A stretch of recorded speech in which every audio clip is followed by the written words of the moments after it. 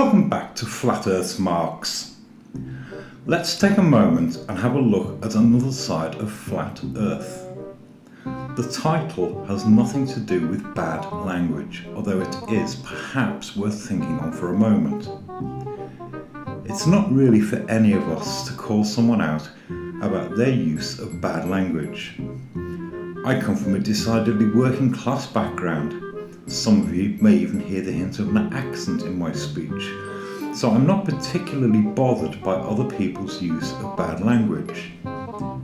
At times, and used in the right context, the odd curse word can be extremely effective, but if we believe we have something to say to others, should we not bear in mind that they might not be so understanding? That's okay as far as personal taste goes.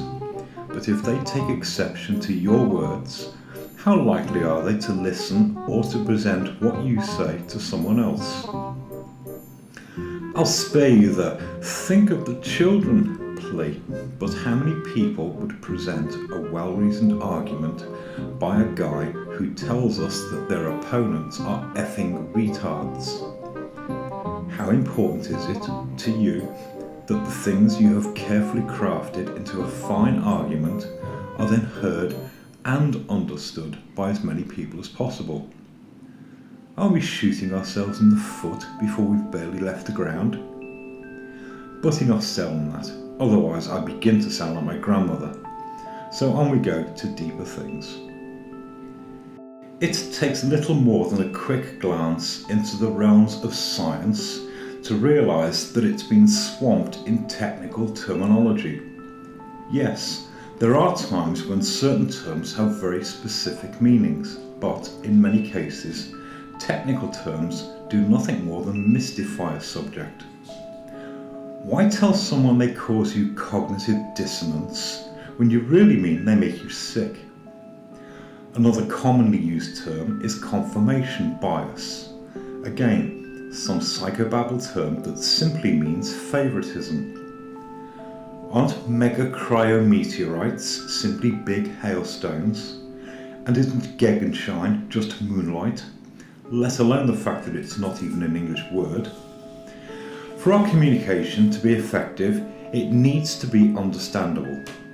If we want to convey our thoughts and ideas to someone else, why do we not say so simply? 21st century humanity seems to be suffering from a chronic case of big word disease, and one wonders why we should use one syllable if three might make us sound clever. To borrow a sentiment from my grandmother, it's not big and it's not clever.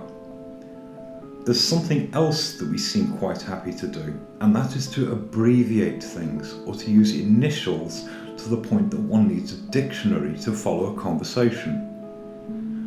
I really don't want to turn this into a NASA bashing. I think they've done that quite well enough for themselves without me adding to it. But consider that we have everything from the Discover satellite that's not even spelt the way it's spoken and implies that it's out in the cosmos finding lots of new things that are then boldly announced before the world. Go and have a look at the Discover satellite and see what it's really doing.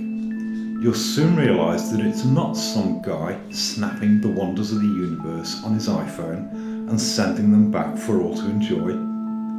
At best, it sends a bunch of metadata back down to the guys on the ground and they turn it into something straight out of Photoshop, depending on how they choose to interpret it on the day.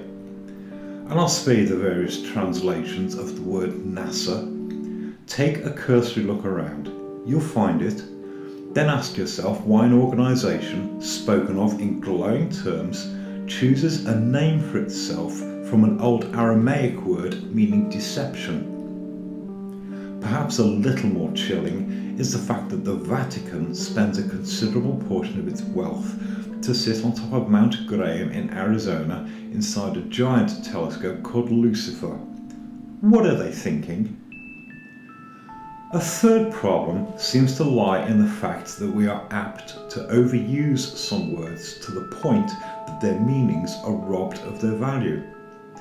Two that spring to mind are the words dome and firmament, which at present are used often and interchangeably when they are really two different concepts.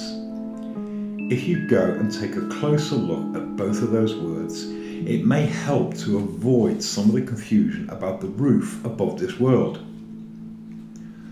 A third word that seems to have sprung back to life is the word sinusoidal, that all too many people seem happy to use to describe every wavy line that suits their argument, and as if to lend some authority to what they say.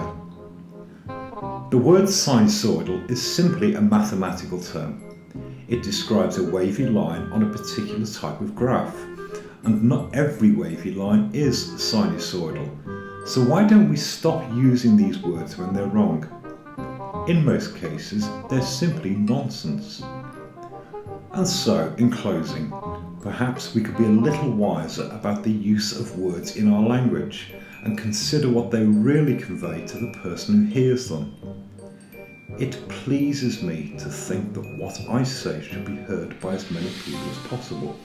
And so why would I express the things I say in terms that people can't understand or that some people simply find offensive? Next time you listen to someone's explanation of the world around you, consider also the nature of the words they're using. A closer look might yield better results from the meanings of some of the words they use. Thanks for listening.